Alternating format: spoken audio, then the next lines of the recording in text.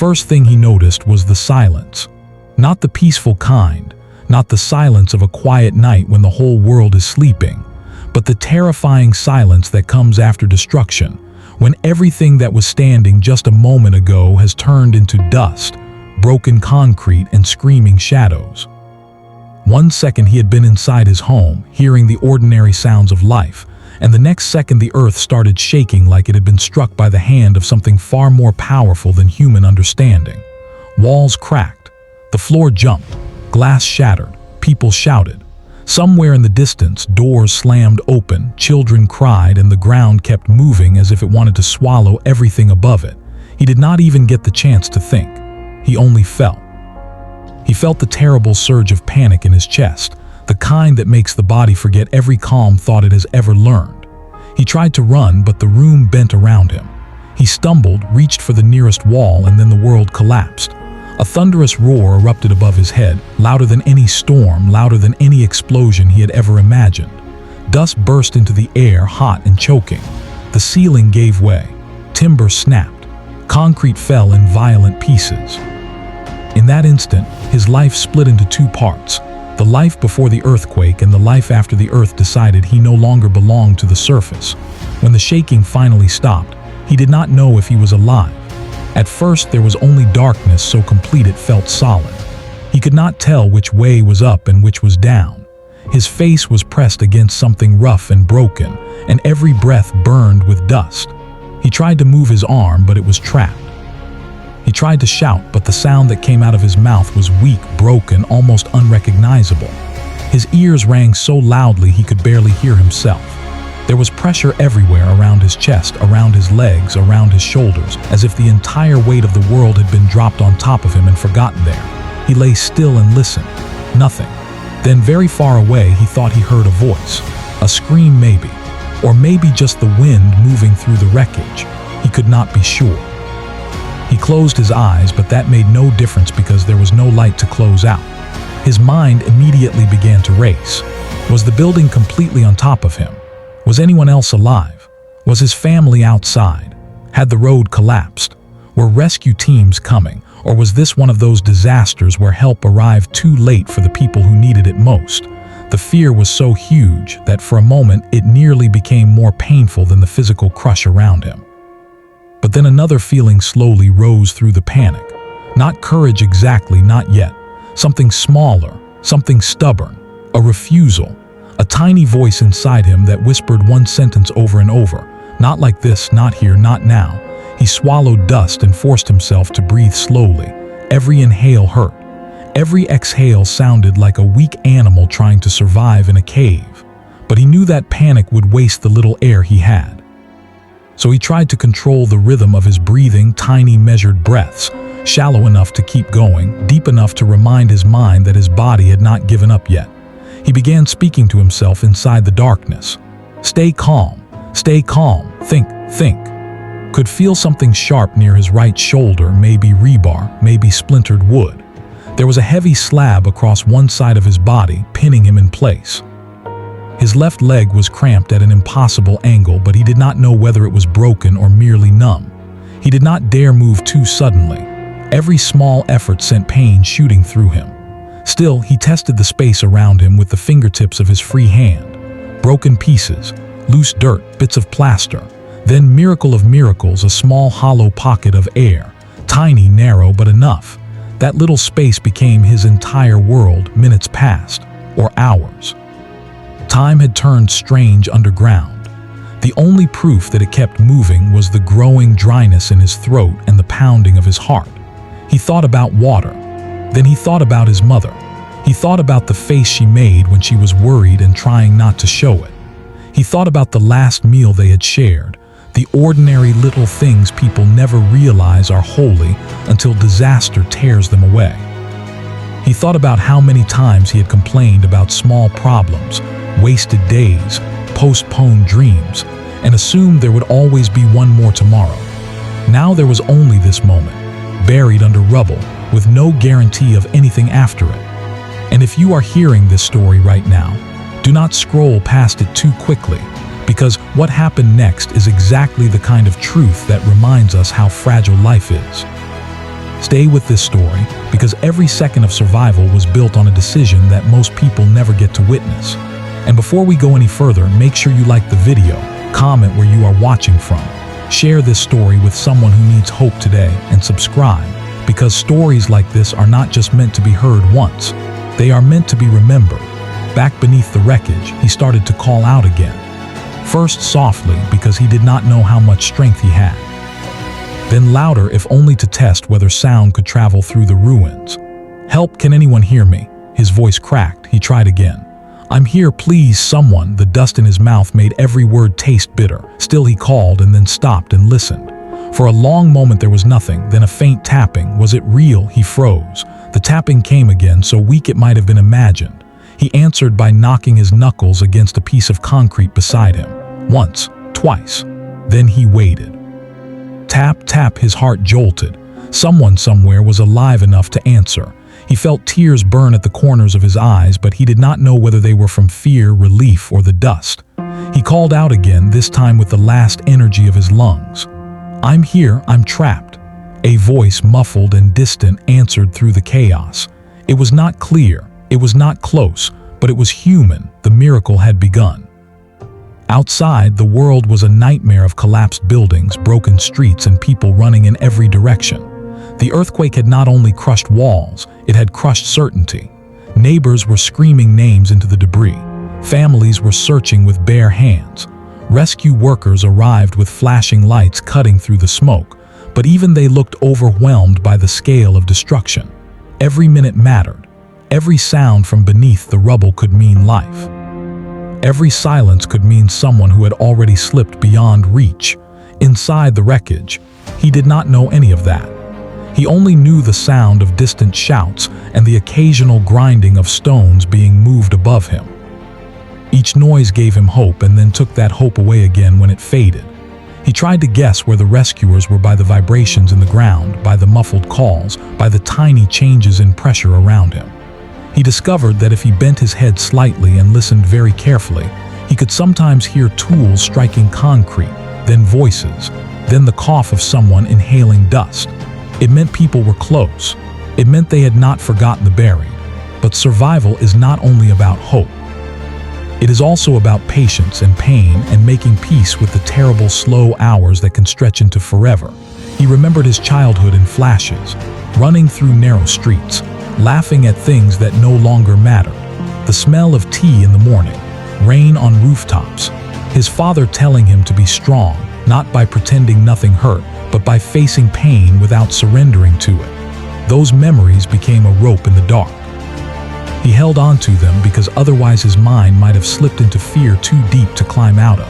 He also began to bargain with life, the way trapped people often do when they stand at the edge of the unknown. Just let me survive until morning. Then, just until they hear me. Then, just one more breath. The requests became smaller and smaller because the world around him had become so large and unforgiving. He was reduced to essentials: air, water, warmth, sound, and the stubborn beat of a heart that refused to quit. At some point, he started to feel the cold. It crept through the rubble and settled over him like a second layer of earth. His shirt was torn. Dust stuck to his skin and made him feel as if he had been turned into part of the ruins. He tried to shift his shoulders to reduce the pressure, but every movement sent a sharp pain through his body. He gritted his teeth so hard his jaw ached. Still, he did not scream. He knew a scream was not just noise, it was energy. He needed to preserve everything. Then came thirst. Thirst is strange when you are trapped because it starts as an inconvenience and becomes an obsession. His throat was so dry that even swallowing hurt. He licked his lips, but there was only dust. He thought of the water he had ignored so many times, left unfinished on tables, taken for granted during ordinary afternoons. Now a single sip would have felt like a gift from heaven. He considered whether there might be any moisture in the air, any drop clinging to the cracks around him. There was not enough to matter. So he endured. Somewhere above, someone shouted his name. He nearly cried out immediately, but he waited, listening carefully. The name came again, clearer this time. Another voice answered. There was movement, shifting debris, the sound of metal being dragged aside. He knocked as hard as he could against the slab near him and shouted with everything left in his body. "I'm here, please don't stop." The response when it came made his chest tighten with relief. "We hear you, hold on, hold on." Those two words changed everything, because holding on is not passive, it is not simply waiting. It is an act of defiance against despair. He repeated them in his mind like a prayer. Hold on, hold on, hold on. Every time the pain sharpened, he said it again. Every time fear whispered that he would die in the dark, he said it again. Every time his breath came too fast, he slowed it down and said it again. The rescuers were close now, but close is not the same as safe. There was still too much rubble. The structure above him was unstable. Any wrong movement could bring more debris crashing down. They had to work carefully. They had to listen for every sound he made. One wrong call, one panicked struggle, and the narrow air pocket keeping him alive could vanish. So he did the hardest thing possible. He remained still while his whole body begged him to move. He thought of the people outside, strangers and relatives and neighbors, all working together under a sky he could not see. In that moment, he understood something profound. When disaster comes, human beings are at their best not because they are strong alone, but because they refuse to abandon each other. The earthquake had tried to reduce everyone to fear, but somewhere above the rubble, people were choosing compassion over panic, hands over helplessness, effort over surrender. That thought gave him strength. Time passed again. He lost track of how long. His memory of those hours became fragmented like broken glass reflecting the same fear from different angles. A cough, a call, a flash of pain, a sudden thud as concrete moved somewhere nearby. A burst of dust that made him choke and then breathe slowly again. He drifted in and out of half-consciousness, but every time he felt himself slipping, he clung to one thing: the knowledge that someone somewhere was digging toward him. At last, after what felt like an entire lifetime buried beneath the earth, a beam of light cut through one of the cracks. It was tiny at first, a thin blade of brightness no wider.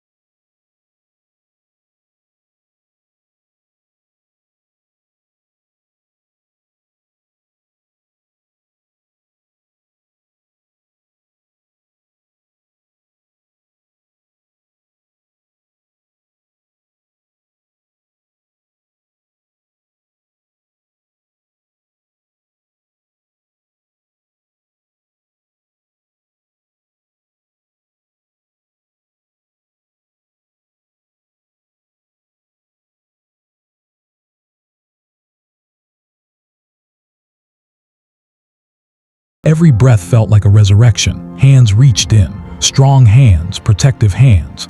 They steadied his head, checked his condition, spoke to him in calm voices designed to keep him anchored to life. He felt straps under his back, then a careful lift. Pain flared through his trapped leg and he gasped, but the rescuers kept their movements slow and controlled. They were not just pulling him out of rubble. They were bringing him back from a place where many never return. When his body finally broke through the last layer of debris and into the open, he was met by light so intense it almost hurt more than the darkness had. People crowded around, some crying, some praying, some simply staring in stunned relief. He could hear sirens. He could hear radios. He could hear someone saying his name with trembling disbelief. He was laid on a stretcher, covered with a blanket, and for the first time in what felt like forever, he could see the sky. The sky had never looked so beautiful, not because it was perfect. It was not.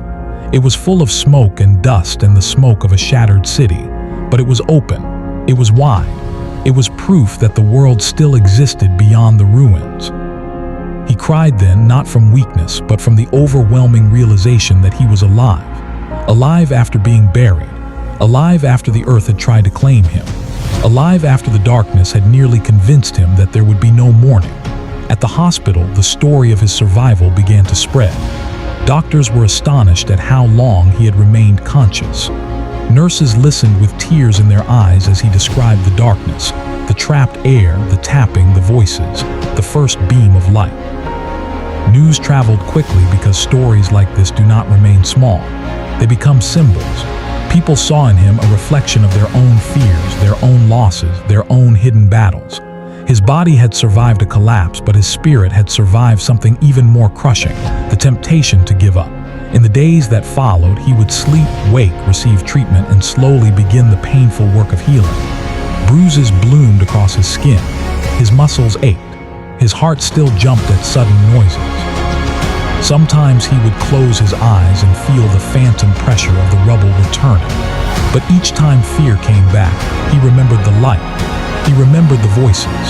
He remembered that in the very place where death seemed certain, help had still found him. And maybe that is the true miracle. Not only that he survived, but that he was not alone while surviving.